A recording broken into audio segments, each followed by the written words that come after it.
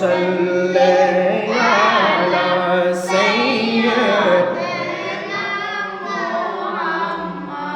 দয়াল নবী মায়ার নবী নাই যে যাহার তুলনা, দয়ার নবী মায়ার নবী নাই যে যাহার তুলনা।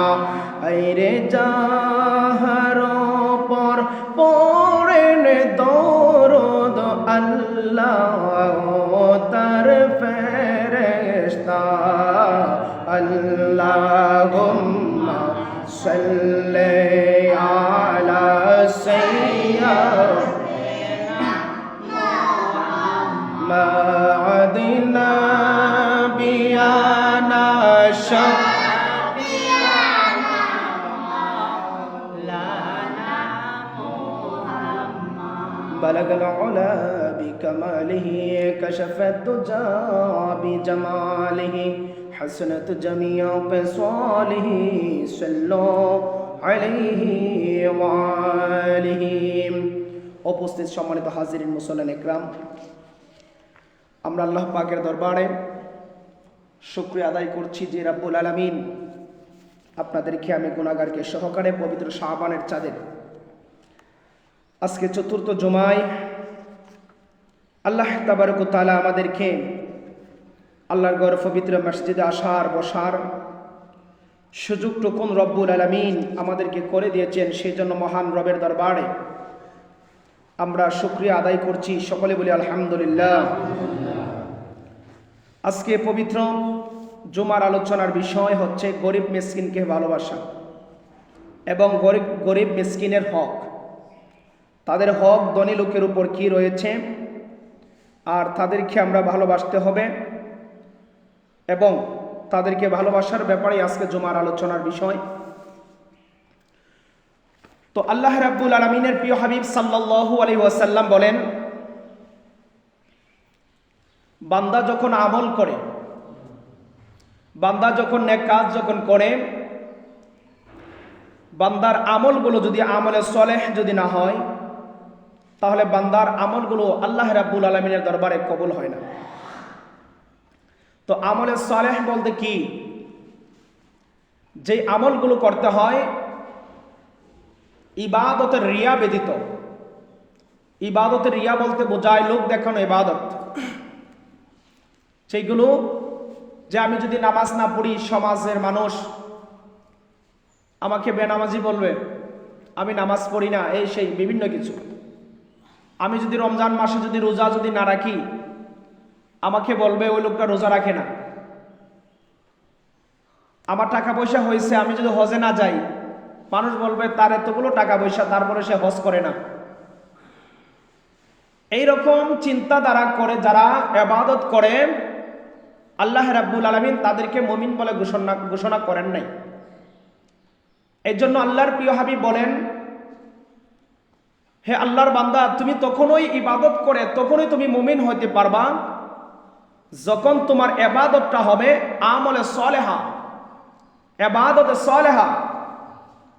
যখন তোমার ইবাদত হবে একমাত্র আল্লাহর রাজি খুশি এবং আল্লাহর একনিষ্ঠতা নিয়ে, বলি না সুবহানাল্লাহ।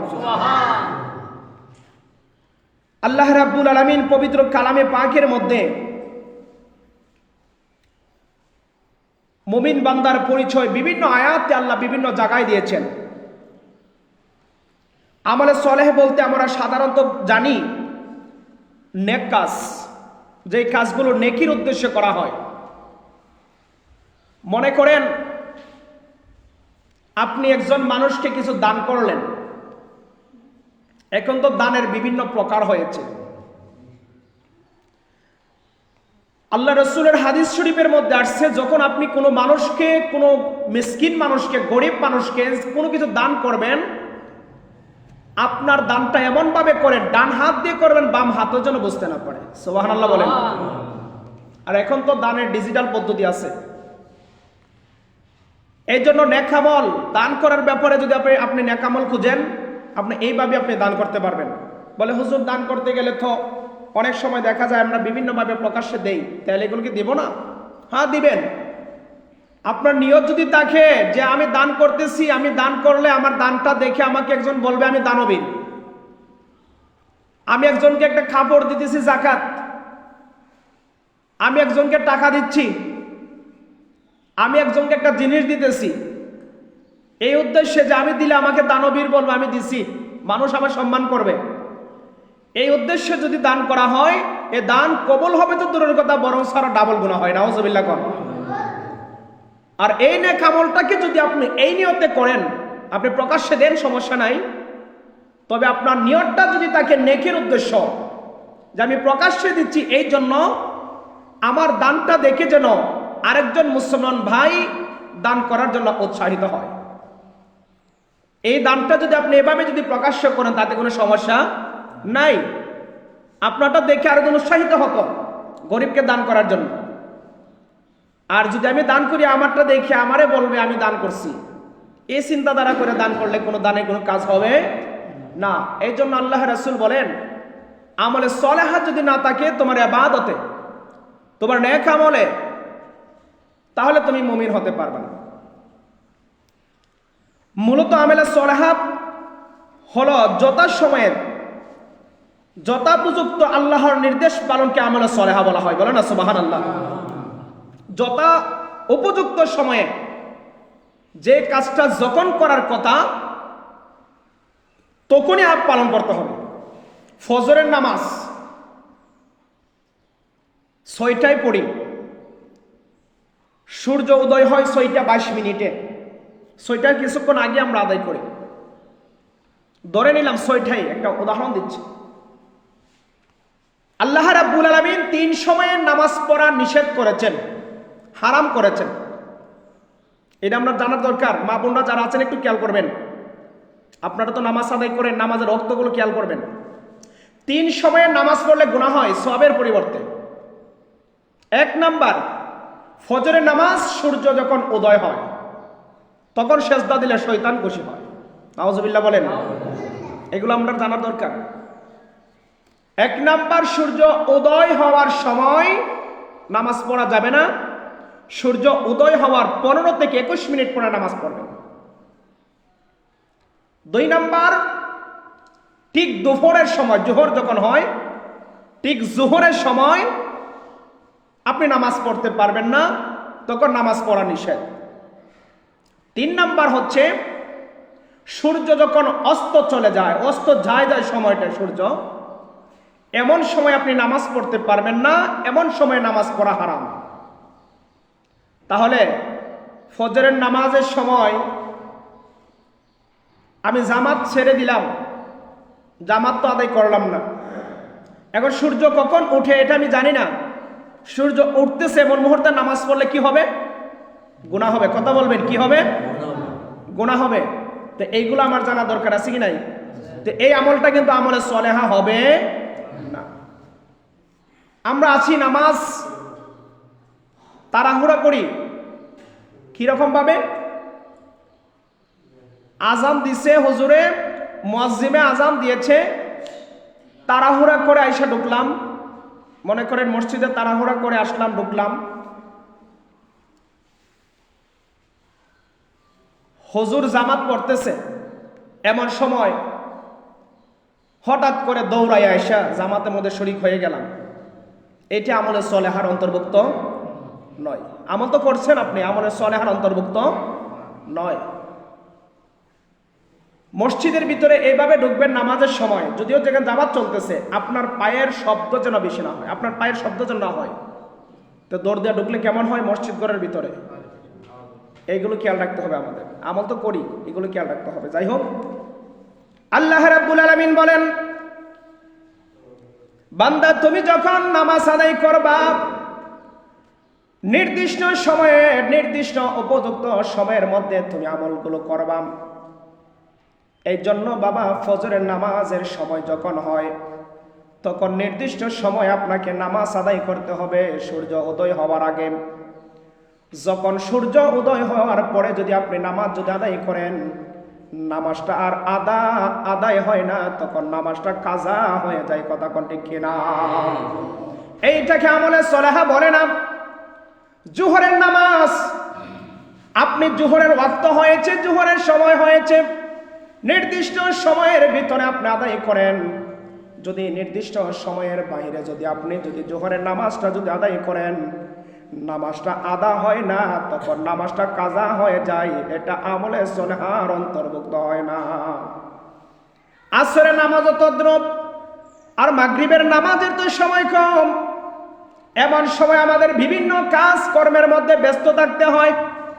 গরু তোলা, ছাগল তোলা, হাঁস তোলা, মোরগ তোলা, বিভিন্ন কিছু তোলাতুলি করতে করতে মাগরিবের নামাজের সময় শেষ। তখন আপনি নামাজ পড়েন এমন সময় যখন মাগরিবের ওয়াক্তটা আর থাকে না। কথা কই ঠিক কিনা? তখন এই আমলগুলো আর আমলে সলেহার অন্তর্ভুক্ত হয় না। এই জন্য বাবা নির্দিষ্ট সময়ে আপনি নামাজগুলো আদায় করতে হবে। এই জন্য বাবার আমার ভাইয়েরা, আল্লাহ রাব্বুল আলামিন আবার অনেক সময় আমরা বুঝি নামাজ রোজা পালন করাই হলো আমলে সলেহা। যেই কথাটা কিছুক্ষণ আগে বললাম যে নামাজ পড়ছি তো আমি জোহরের নামাজ 4টার সময়, আসরের নামাজ সূর্য ডোবার সময়, মাগরিবের নামাজ এশার সাথে, এশার নামাজ 10টার পরে, জামাত দরকার নাই। ফজরের নামাজ 8টার পরে ঘুম থেকে উঠা নামাজ পড়লাম, নামাজ তো পড়ছি। এটার মধ্যে আমার আমলে সলেহার দরকার কি? নামাজ তো আদায় করে নিলাম। কিন্তু বাবা এইভাবে যথারীতি যদি আদায় করতে থাকেন, আপনার আমলটা আল্লাহর কাছে ফাওয়াইলুল লিল মুসাল্লিনের কাতারে চলে যায়। ফাওয়াইলুল লিল মুসাল্লিন বুঝেন? লোক দেখানো। এই জন্য আল্লাহ রাব্বুল আলামিন বলছেন তোমার ইবাদতটা যেন আমলে সলেহা হয়। অনেকে আছি রোজা তো পালন করি, কিন্তু শুধু তাই নয়, মানবতার সেবা করা। নামাজ শুধু পড়লেন, আপনি আমলে সলেহার অন্তর্ভুক্ত হইলেন না। কথাগুলো একটু খেয়াল করবেন। নামাজ শুধু পড়লেন, আপনি আমলে সলেহার অন্তর্ভুক্ত হইলেন না। রোজা শুধু রাখলেন, আমলে সলেহার অন্তর্ভুক্ত হইলেন না। আজকে জুমার আলোচনার বিষয় হচ্ছে গরিব মিসকিনকে ভালোবাসা। গরিব মিসকিনকে ভালোবাসার প্রতি আল্লাহ রাব্বুল আলামিন আমাদেরকে উৎসাহ দিয়েছেন। এই জন্য বাবা কথাগুলো খুবই জরুরি, একটু মনোযোগ দিয়ে শোনার চেষ্টা করেন। আল্লাহ রাব্বুল আলামিন বলেন আমলে সলেহার অন্তর্ভুক্তের মধ্যে হচ্ছে মানবতার সেবা। এটা তো বুঝেন, মানুষের সেবা করা। কি করা? একটু কথা বলতে হবে। মানুষের সেবা করা। কিভাবে করব আমরা মানুষের সেবা? এটা তো বুঝেন। দেখি হাদিসগুলো বলার চেষ্টা করব। 2 নাম্বার, আত্মীয় স্বজন যারা, তাদের খোঁজ খবর নেওয়া। আপনার ছেলে যদি ভালো কোনো চাকরি করে, ভালো কোনো পজিশনে থাকে, আপনাকে যদি আল্লাহ ধন দৌলতের মালিক বানায়, টাকা পয়সার মালিক বানায়, আপনার একজন আত্মীয়, আপনার একজন ভাই যদি অসহায়রত অবস্থার মধ্যে থাকে, আল্লাহ রাব্বুল আলামিন বলেন তুমি তোমার অসহায় ভাইয়ের সেবা তোমার উপর করার দায়িত্ব। বলেন সুবহানাল্লাহ। এই অসহায় ভাইয়ের সেবা করা তোমার উপর দায়িত্ব। আর যদি না করো, তুমি তোমারটা নিয়ে পড়ে আছো, নামাজ পড়ো, রোজা রাখো, এগুলো আমলে সলেহার অন্তর্ভুক্ত হবে না। সাবধান। 2 নাম্বার, এরপরে গরিব মিসকিনকে সাহায্য করা আমলে সলেহা। সুবহানাল্লাহ বলেন। সমাজের মধ্যে এমন কিছু লোক আছে, চোখ ঘুরাইয়া তাকায়া দেখবেন তারা খাইতে পারে না, 3 বেলা সঠিকভাবে ঠিক মতো খাইতে পারে না, কিন্তু আপনার গরম সপ্তাহে 2 দিন গরুর মাংস থাকে। কথা কোন ঠিক কিনা? এরকম আছে কি নাই? আপনার গরু সপ্তাহে 2 দিন 3 দিন গরুর মাংস। আপনার সমাজে এমন লোক আছে মাসে কেন 6 মাসে একবার গরুর মাংস আনতে পারে। 800 টাকা কেজি গরুর মাংস কেমনে আনবো? কসাইর আরো বড় বাটফা। সরকারের নির্ধারিত হার 650, তারা বেশ 800। কসাইর ব্যাপারে হাদিস আছে, সময় জুম্মার দিন বলা যাবে না। কসার ব্যাপারে বাবা হাদিস আছে, তাদেরকে জবাই করা হইব হাসরের মাঠে ফলাইয়া। যেইগুলো অবৈধভাবে কসাইগিরি করে টাকা নেয়, তাদের ব্যাপারে আল্লাহ রাসূল হাদিস বলে গেছেন।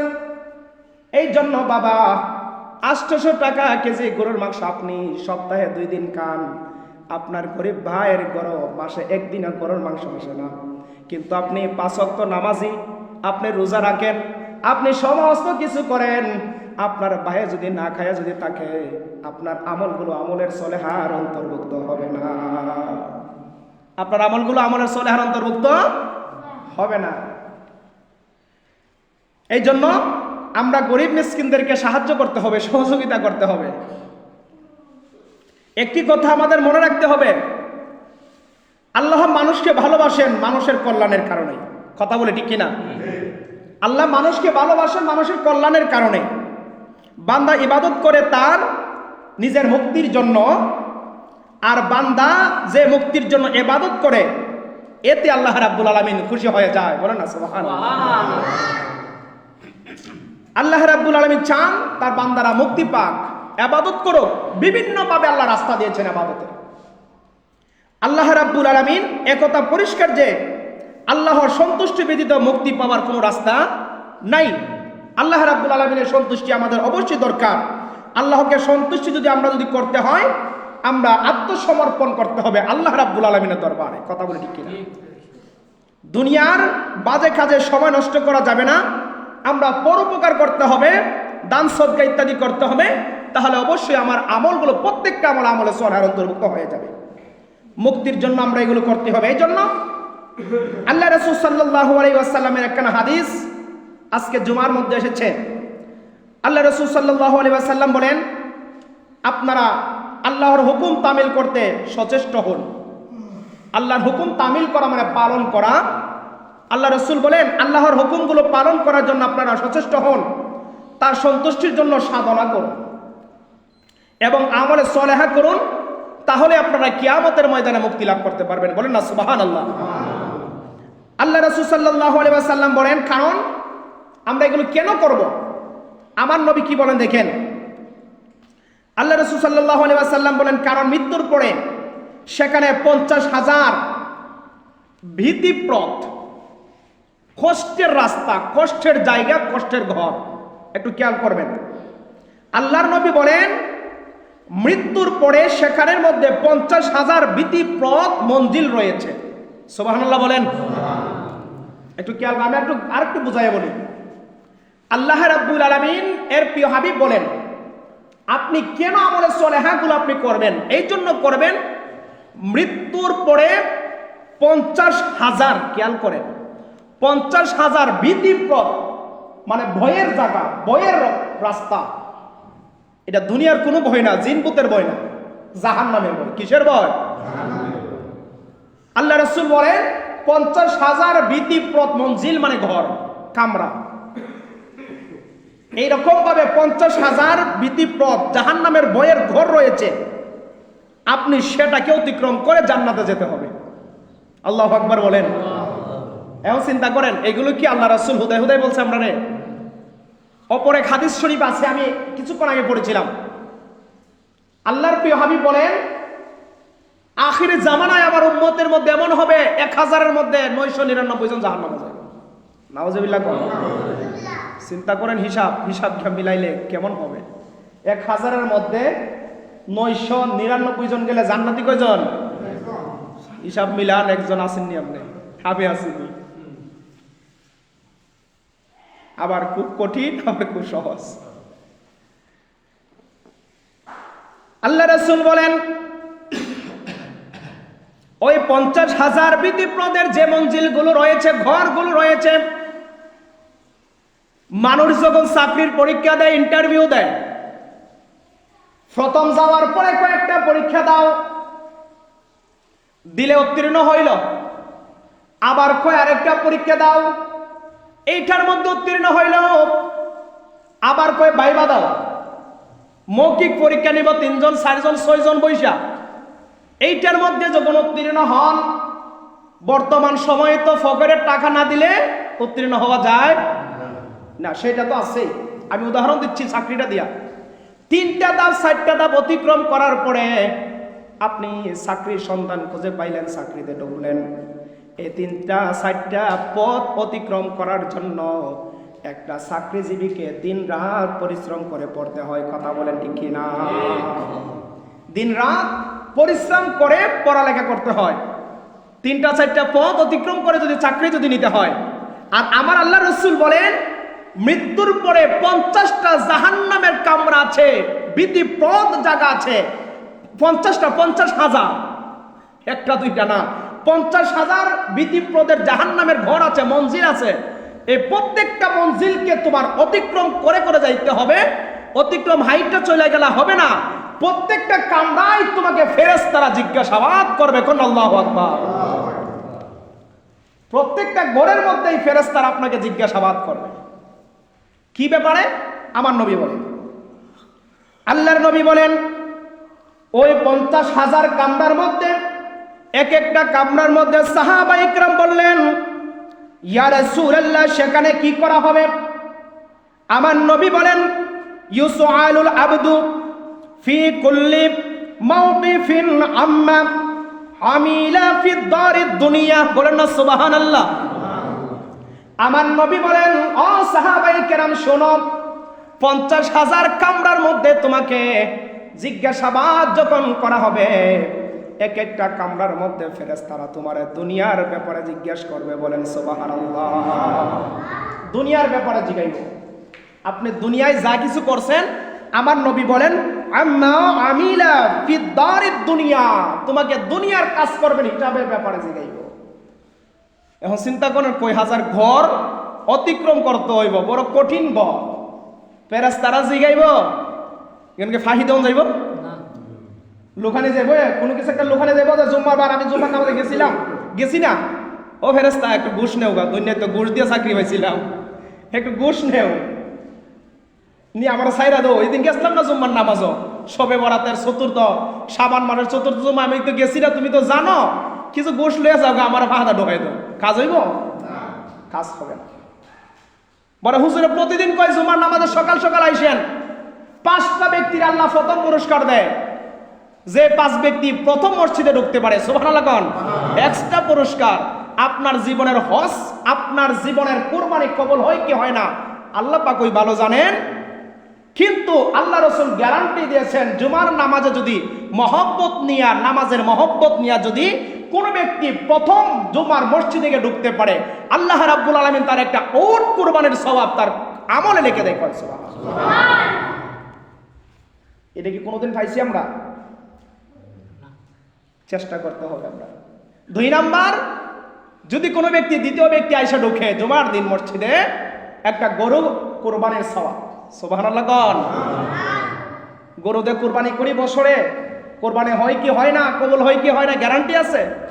আমার নবী এটার গ্যারান্টি দিয়েছেন, যদি আপনার নিয়তটা সহি হয়, ও আমলে সলেহা যদি হয়, গরু কোরবানি ছাড়াও গরু কোরবানির সওয়াব পাওয়া যাবেন। সুবহানাল্লাহ বলেন। 3 নাম্বার দুম্বা। 3 নাম্বার দুম্বা, বকরি। 4 নাম্বার একটা মোরগ জবাই করে মানুষকে খাওয়ানো, সদকা করে দেওয়া। 5 নম্বরে কোনো মানুষ যদি একটা ডিম যদি কোনো মানুষকে দিয়ে দেয় সদকা হিসেবে, যে সওয়াব পায়, 5 নম্বর ব্যক্তিকে আল্লাহ এই সওয়াব দিয়ে দেয়। সুবহানাল্লাহ কোন। এখন এটার জন্য প্রতিযোগিতা আমাদের দরকার। সাহাবা ইকরাম প্রশ্ন করলেন, ইয়া রাসূলুল্লাহ, আমার বাড়ি অনেক দূরে, আমি প্রথম কিভাবে হব? সুবহানাল্লাহ কোন। আরো কত সুন্দর আমাদের জন্য সওয়াবের সমাধান আছে। সাহাবা ইকরাম প্রশ্ন করলেন, ইয়া রাসূলুল্লাহ, আমার বাড়ি মসজিদে নববী থেকে অনেক দূরে, আসতে অনেক সময়ের দরকার, আমি কিভাবে আগে আসবো? উট কুরবানের সওয়াব আমি কেমনে নিব? আমার নবী বলেন, ও সাহাবী শোনো, তুমি যদি বাড়ি থেকে বাহির হওয়ার সময় নিয়ত যদি করো সবার আগে ঢুকবা, তোমার নিয়তটা আল্লাহ তখনই কবুল করে নেয়। সুবহানাল্লাহ। তুমি যদি নিয়ত যদি কইরা বাইরেও যে আল্লাহ আমি সবার আগে ঢুকতে চাই, উট কুরবানের সওয়াব চাই, আমার নবী বলেন তুমি নিয়ত করার সাথে সাথে আল্লাহ কবুল করে নিছে। সুবহানাল্লাহ। ও নিয়ত কইরা সাইরা যদি বাইরে সেরে গিয়ে আরে গরুটা বানছিনি দিকে দৌড় দাবা খামাইব, ও নিয়ত করে বাইরে গেছি গিয়া মনে হইলো গরুটা জানি বানছিনি গে দৌড় তো গে দিক খাই, এই নিয়তে খামাইব নাকি দেন? আহা, তে নিয়তটা হইল মূল জিনিস। ইন্নামাল আমালু বিন্নিয়াত। ইবাদতের মূল হচ্ছে আপনার নিয়ত যদি সহি হয়। আপনি যদি নিয়ত করেন না আগামী জুমায় সবার আগে যাব, আপনি পারবেন। যদি বেঁচে থাকেন, আপনি যদি নিয়ত করেন আগামী জুমায় প্রথম কাতারে গিয়ে বসবো, আপনি পারবেন যদি আপনি চান। কথা কোন ঠিক কিনা? চাইলে পারা যায়। এই জন্য বাবা সময় তো শেষ, এখানে অনেকগুলো হাদিস। আমার নবী বলছিলেন কি, দুনিয়ার ব্যাপারে, দুনিয়ার কাজকর্মের ব্যাপারে, কর্মকাণ্ডের ব্যাপারে তোমাকে জিজ্ঞেস করা হবে প্রত্যেকটা মঞ্জিলে। 50,000 মঞ্জিল, 50,000 ঘর, 50,000 ঘাট আপনি পাড়ি দিতে হবে। প্রত্যেকটা জায়গায় দুনিয়ার কাজকর্মের ব্যাপারে জিজ্ঞেস করা হবে। কাজেই আল্লাহর সাথে সাক্ষাতের জন্য আমার নবী বলেন, বান্দা তোমরা প্রস্তুত হয়ে যাও, আল্লাহর আযাব থেকে রক্ষা পাওয়ার মতো তোমরা কাজে লিপ্ত হয়ে যাও। এরপরে আমার নবী বলেন, অতীতে যে পুণ্য কর্ম করতে, আমার নবী বলেন পাপের পরিবর্তে পুণ্য করিতে সচেষ্ট হও, এবং অতীতে যে পুণ্য কর্ম করতে ব্যর্থ হয়েছিলে সেইগুলো তোমরা আদায় করার চেষ্টা করো। আমার নবী বলেন সেইগুলো তোমরা আদায় করার জন্য চেষ্টা করো, সদা সর্বদাই আল্লাহ রাব্বুল আলামিনের কাছে অনুতপ্ত হও, আল্লাহর কাছে তাওবা করো, আল্লাহর কাছে চাও, তাহলে তোমার পূর্বের গুনাহ সহ আমার আল্লাহ মাফ করে দেবে। বলেন সুবহানাল্লাহ। তাহলে এত সুন্দর সমাধান, এত সুন্দর কথা আল্লাহ রাসূল সাল্লাল্লাহু আলাইহি ওয়াসাল্লাম আমাদেরকে দিয়েছেন। এরপরে আমার নবী বলেন, উম্মত শোনো, যদি কখনো কোনো গুনাহ করে ফেল, তার পূরণের নিমিত্তে তুমি গোপনে ও প্রকাশ্যে সওয়াবের কাজ করো, আল্লাহকে ভয় করে। সুবহানাল্লাহ বলেন। আমার নবী বলেন, উম্মত গোপনে যদি কোনো গুনাহ করে ফেল, আল্লাহর কাছে গোপনে ক্ষমা চাও। প্রকাশ্য যদি কোনো গুনাহ করে ফেল, আল্লাহর কাছে গোপনে ক্ষমা চাও। দেখবা তুমি ক্ষমা চাইবা, আল্লাহ রাব্বুল আলামিন তোমারে কবুল করবে। সুবহানাল্লাহ কোন। আমার নবী বলেন তোমারে আল্লাহ রাব্বুল আলামিন maaf করে দিবে, তবে একটা শর্ত, ইত্তাকুল্লাহ, আল্লাহরে ভয় করতে হবে। কথা কোন ঠিক কি না? আল্লাহরে ভয় করতে হইব, আল্লাহরে ভয় করে করতে হইব, আর নাহলে কাজ হইব না। যে আল্লাহ এই গুনাহটা আমি আর করব না, শেষ, আজকে থেকে তওবা করছি, তাহলে কাজে লাগবো, আর নাহলে কিন্তু কাজ হইব না। এরপরে আল্লাহ রাব্বুল আলামিনের প্রিয় হাবিব বলেন, অতঃপর তিনি বলেন আরো কিছু বলুন। একজন সাহাবী আমার নবীকে জিজ্ঞাসা করছেন এই ব্যাপারে। ওই সাহাবী বলতেছেন, ইয়া রাসূলুল্লাহ, তারপরে কি করতে হবে? আপনি এই ব্যাপারে আরো কিছু বলুন। আল্লাহর প্রিয় হাবিব সাল্লাল্লাহু আলাইহি ওয়াসাল্লাম বলেন, তোমার ধার্মিক প্রতিবেশীকে দেখো, যে নামাজ পড়ে, যে রোজা রাখে, যে হজ করে, যে কোরআন তেলাওয়াত করে, যে সঠিক নিয়মে যাকাত দেয়। 100 টাকায় 2.5 টাকা। আচ্ছা, 100 টাকায় যদি 2.5 টাকা হয় যাকাত, যাকাত কার উপর ফরজ এটা বলি শুনেন, সময় তো নাই, 4 মিনিট আছে। যাকাত কার উপর ফরজ? কোন ব্যক্তিকে যদি আল্লাহ 7.5 ভরি স্বর্ণ পরিমাণ সম্পত্তি দেয়, এখন তো বর্তমানে আমার এক ক্ষেত ব্যস্ত 7.5 ভরি স্বর্ণ সমান হয়ে যাবে, কথা ঠিক কিনা? কোন ব্যক্তিকে যদি আল্লাহ 52 ভরি রূপার সম পরিমাণ সম্পত্তি দেয়, দুইটা থেকে একটা, এই সম্পত্তি যদি তার কাছে 1 বছর অতিক্রম করে, কয় বছর? 1 বছর যদি অতিক্রম করে, 1 বছর অতিক্রম করার পরে যদি তার কাছে এই পরিমাণ সম্পত্তি থাকে, তার পরিবার পরিজনকে চলাইয়া খাওয়াইয়া যদি এই পরিমাণের সম্পত্তি যদি তার কাছে থাকে, তাহলে তার জন্য 100 টাকায় 2.5 টাকা যাকাত দেওয়া আল্লাহ কোরআনের মাধ্যমে ফরজ করেছেন। সুবহানাল্লাহ কোন। আল্লাহ কোরআনের মাধ্যমে এটা ফরজ করেছেন। এখন যদি আপনার এই পরিমাণ হিসাব করে সম্পত্তি যদি 1 কোটি টাকার সম্পত্তি যদি থাকে, আর আপনারা যদি ইমাম সাহেব কয়, ভাই সাহেব আপনি তো 5 ওয়াক্ত নামাজ পড়েন, আপনার সত্যি যদি 2.5 টাকা দেওয়ার লাগে, মানে এত লাখ টাকা আমি যাকাত দিয়ে দিতাম, দরকার না হুজুর ফিজে নামাজই পড়তাম না। কথা কই না ঠিক না বেটি? এটা আল্লাহর ঘোষণা, দিতে হবে। যদি না দেন কি দইব? হাদিসটা বাইর করছিলাম, সময় তো শেষ। আমার আল্লাহ রাসূল কয়, যদি আপনি না দেন, আপনার সম্পত্তিগুলারে আপনার জিফুত্রে দিত না, আপনারে ওই কবরের মধ্যে গেলে সম্পত্তিগুলারে বড় করে একটা অজগর একটা সাপ বানাইব। কি বানাইব? সাপ। এই সাপটা যদি দুনিয়াতে একটা নিঃশ্বাস যদি ফেলতো, দুনিয়ার সমস্ত কিছু ধ্বংস হয়ে যেত। এমন একটা সাপ বানাইব, বানাইয়া সাপের 2 দিকে 2টা মুখ দিব, দিয়া সেরা আপনার গলার মধ্যে ফেসাইয়া দিব। কই দিব? গলায় পেঁচাইয়া দিব, এমন ভাবে দিব এই সাপে একবার আপনার গালে ডান দিকে কামড় দিব, একবার বাম দিকে কামড় দিব। একটা সুবল দিলে 70 গজ মাটির নিচে, আবার টাইন্না বাহির করবে, আবারও দিবে। সারাদিন রাত আপনাকে এইভাবে কষ্ট দিতে থাকবে যতদিন না পর্যন্ত কিয়ামতের ময়দান হবে, যতদিন না পর্যন্ত হাসরের ময়দান হবে, ততদিন পর্যন্ত শুধু যাকাতের শাস্তি আপনাকে এইভাবে দিতে থাকবে। কন্যা না সহ্য হইব? বাহিদাত আছে না, আমার যে সারছেন এটা তো আছে, এটা জাকাতের হিসাব। ভাইয়ের হক দিছেন না, এটা তো রয়েছে ওই। বোনের হক দিছেন না, এটা তো রয়েছে ওই। আরো বিভিন্ন গুণা তো রয়েছে, এটা শাস্তি কিন্তু চলবো সাথে। বলে কেমনে চলবে? আল্লাহর ক্ষুদ্র শেষ করা যাবে না, কথা কোন ঠিক না? আর ল্যাংডা এই খানা ফেরেস্তা তো কবরের মধ্যে ফেললে থেকে দিয়ে দিব, এটা সহে দেখতো না, খানে উনতো না। আল্লাহ এটারে বদির বানাই দিব, অন্ধ বানাই দিব, লোহার মুগুর দিবে এটার আঘাত করার জন্য, এমন ভাবে এক আঘাত দিব 70 গজ মাটির নিচে, এটা আবার ঢুকাই। চিন্তা করেন, এগুলো যদি অহাস্যকর মনে করেন রাসূলের হাদিস, চিন্তা করেন আপনার কতগুলো সম্পত্তি আছে, আপনি যাকাত দেন না বৎসরে বৎসরে। যাকাত মানে কি জানেন? বৃদ্ধি পাওয়া। যাকাত মানে কি? বৃদ্ধি পাওয়া। যাকাত দিলে সম্পত্তি বাড়ে, সম্পত্তি বৃদ্ধি পা, আল্লাহ বাড়াইয়া দেয়। আর আমরা মনে করি দিলে বুঝি কইমা জায়গা কমে না, যাকাত দিলে আল্লাহ বাড়ায় দেয়। আল্লাহ নিজেই বলতেন যাকাত শব্দের অর্থ হচ্ছে বৃদ্ধি পাওয়া।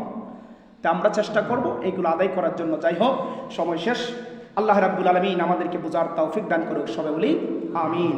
আমরা সুন্নাত পড়ি।